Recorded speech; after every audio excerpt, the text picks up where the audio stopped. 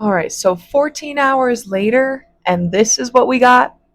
So, this episode might make people feel a bit spicy, just like yesterday was a bit spicy at the Project Taurus hearing. There was a lot and is a lot to unpack there. So, let's get back into it and welcome back to the Hint Show, everybody. As I stated, there are so many things to unpack here. I'm sure you've already seen the news. If you haven't, well, then I'm happy to be the first to share it with you. But the Planning Commission turned down all 5 appeals, and sadly, that means all the appeals from the public were denied. But there was a caveat there. They did decide to add certain requirements. So the people applying, which was Radon, the California company, and the Planning Commission made it to where if they want to make any changes in the future, any large major development plans, or even minor, that they would have to go through the planning development process again. And that is nice. However, there's been time to reflect today, and that just kind of brings me into there was just kind of a lot of things wrong with yesterday. But when is there not when there's a lot of people getting together like that? I just want to say I do genuinely believe that the Planning Commission had good heart and good merit when they were making the decision on this um, opinion, because they were explaining how they are making the decision based on the regulation, the current regulation, not past regulations, but that what is currently in place now, because it's kind of difficult for them to say, oh, well, sorry, Raiden, you got to get out of here because our public is so upset with this, which I am. Mind you, I was accused of being pro data center. I'm not. I'll get into that later. And I say they had good merit because they actually explained themselves. They explained their reasoning. And it was, if you're able to separate your emotion from this, it actually seemed very logical on what they were saying, because they were struggling to find where Raiden technically broke code, because that's what they're basing the decision on, not based on public decision or public opinion, when really the code says, which I actually refer to near the end. There was one of the commission members, he was an older man, and he said something along the lines of, this is an instance where technology has overcome or progressed more than the regulations we currently have. And I agree with that. And they actually suggested that they should put forth some sort of proposition throughout the commission department, where they will have to change what category data center technically falls under, because they actually were in agreement that they feel data center does not fall under the light industry request, because there's so many other categories of equipment that go into play with this AI data center like this.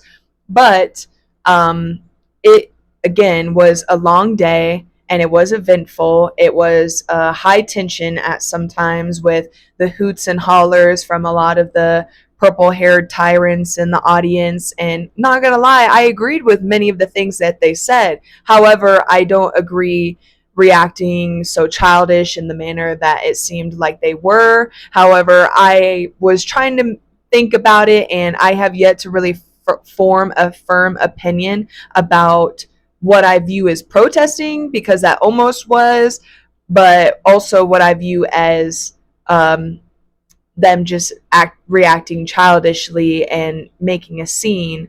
Because even though people are upset, I just feel some of them were reacting so irrational, when if you sit down and you listen, you can actually hear what they're saying.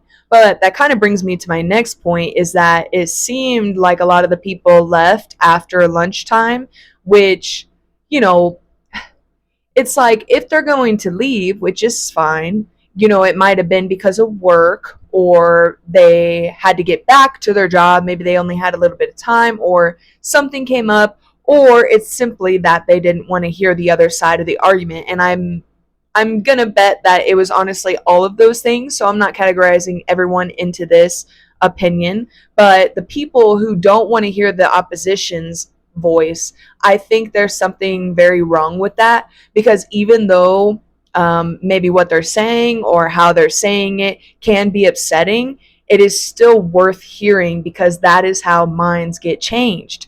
But when people are just closed minded to even hearing the opposition, well, how can we ever change minds of one another to get closer to the truth and who is right?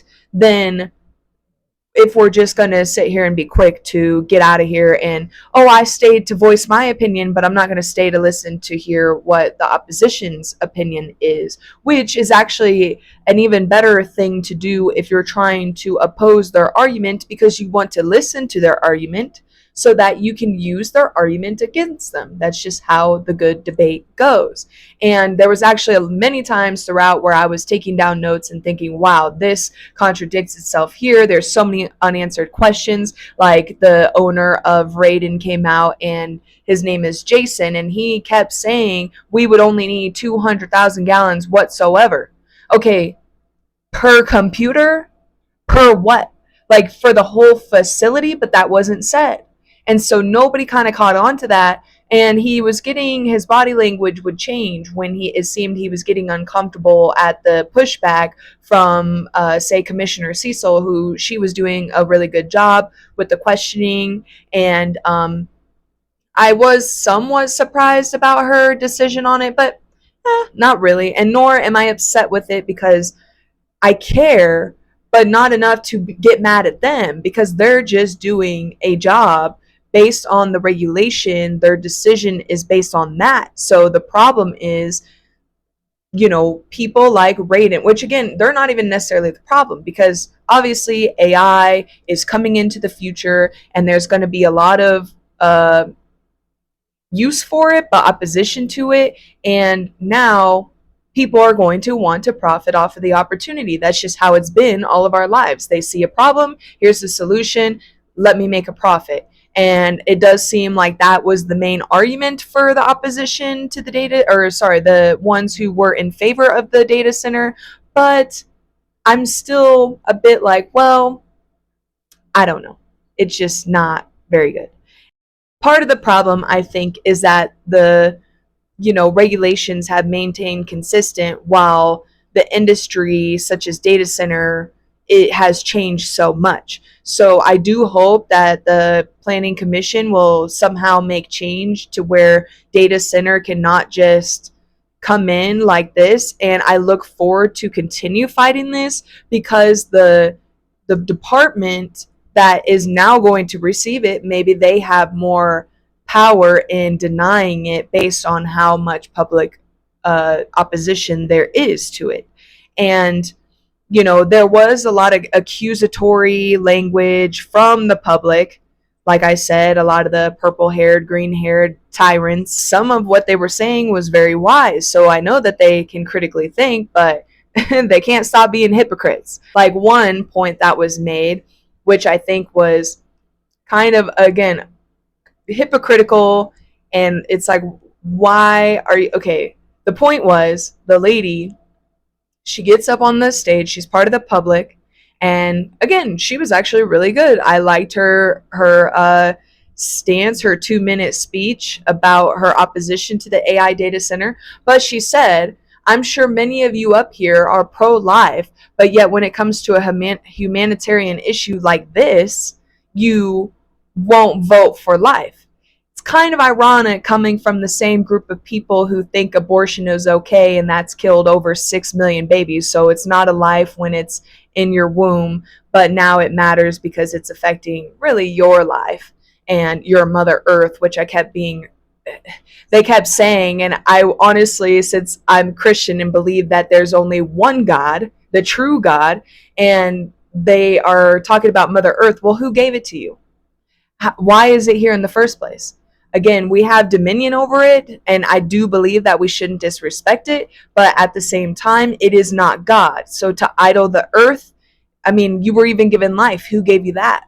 Oh, my mom and dad. No, who gave them that? Who gave humans life? Like, I can't create cats. I can't birth cats. I can mate them, but who created them? And I think a lot of people are avoiding that conversation. And then that's why it goes back to, okay, then the same group of people saying this can't decide if there's only one man or one woman. And yes, that's not what we were arguing about there today, but I was kind of disappointed at how many liberals there were in the room, and there's seemed like there was hardly any conservatives or people who claim to be Republican. Again, I'm not identifying as Republican, but I definitely don't agree with the liberal way. And that to me was shocking, and it proves, or it shows, like that is why they're getting so many of these ridiculous bills and laws passed, because they are actually in the arena, even if it's, it's because they're all in agreement to destroy America. So at least they're in agreement for something. But conservatives out here just calling other conservatives Dems and all these other names in the book, and we're just too divided. That's why we can't get anything done. And also pessimistic. At least they let their emotions go so high that they end up doing something about it. So, kudos to all of them still for coming in and making a difference, which was cool. And I'm glad that even though on a day like that, we could all put our differences aside, which brings me to actually one of the favorite public speakers I've seen. And she said this, like, let me just let you listen to her in her own words. We kind of got to get to rate on, or rating how important they are, because I feel like in such a time of division, there's a lot of unity in here. I agree with the socialist group, but cheers I do today, so yeah. So honestly, I agree with her when she said I didn't think that I would be in a room full of socialists, that I would actually be agreeing with them. And yes, I agree, especially when it comes to politics, but I'm glad we can all rally on this issue together. However, I don't feel like this is the most important issue at hand right now. I do believe that there is a lot of distraction going on. That way we don't look at the other issues at hand, like certain other bills being passed, such as the National Defense Authorization Act, Bill S4784 that I keep referring to. It seems that these data centers may be a distraction because there's getting so much public attention. But then it's like, since our public attention is diverted to the data center, what else is going on in the background? Because they have so many things happening. It's like an octopus. There was actually a documentary, and I remember them referring to the government as an octopus. They have their hand in so many crimes, or so many like behind the scenes situations. It seems hard for us to pay attention because we only focus on the head. Like the AI data center, for example, is the head of the octopus, but that's all we're paying attention to. So yeah, that was just a little side note. But let me get back to something else that I thought was interesting. For example, when Daniel Saxon, the planning director who approved this, he is the one who was giving a speech at the very beginning, or doing a slideshow, and he did not look at the crowd hardly at all. Now, that body language to me seems like someone who knows they're guilty. They're embarrassed that so many people are here, but they're still getting their money, because that's really what it seems like. And, I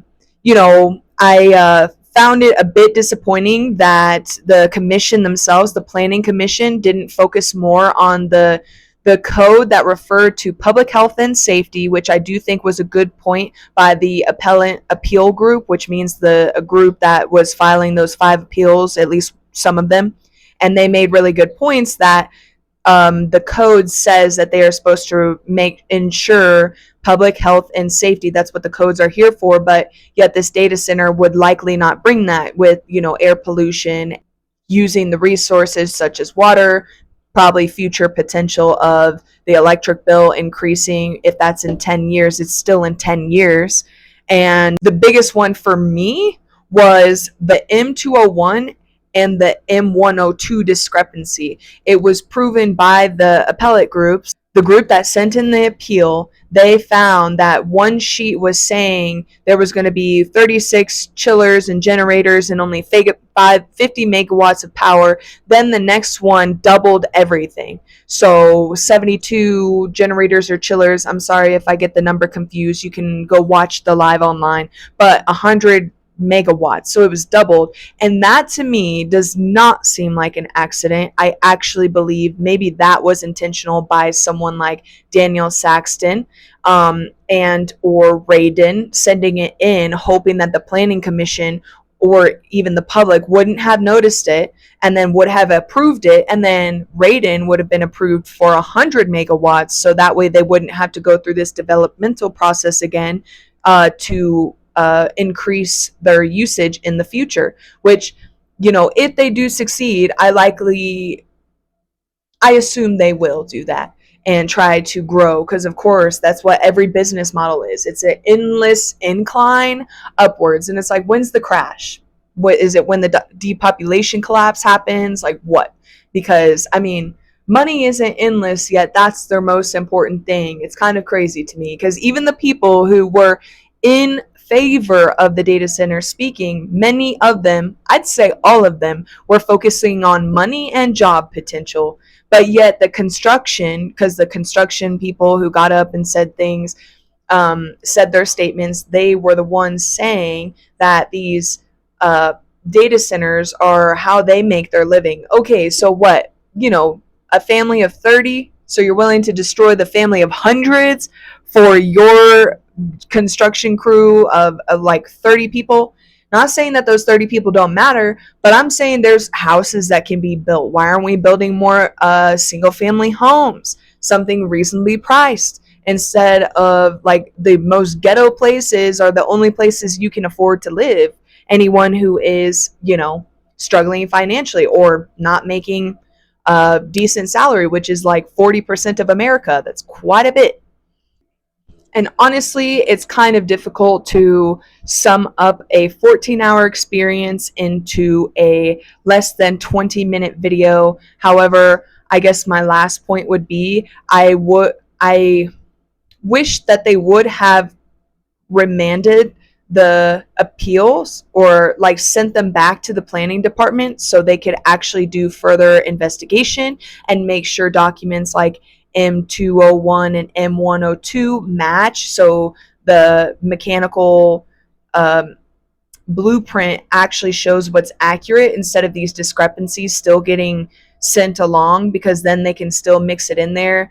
And mind you, they were like, this is where I think humans should be graceful to other humans. Like, they also make mistakes, yet the people in the crowd were acting like these individuals, the planning commission, were just not also human. As I said, like, really, the discrepancy with the M102 and the M201 document, it kind of reminds me of the Committee of 300 and how maybe this was an intentional plan. Because I gotta say, the Jason guy at Radin really was well polished when he would speak. But, when you listen to someone speak, you also like, they're saying a lot of nothing though.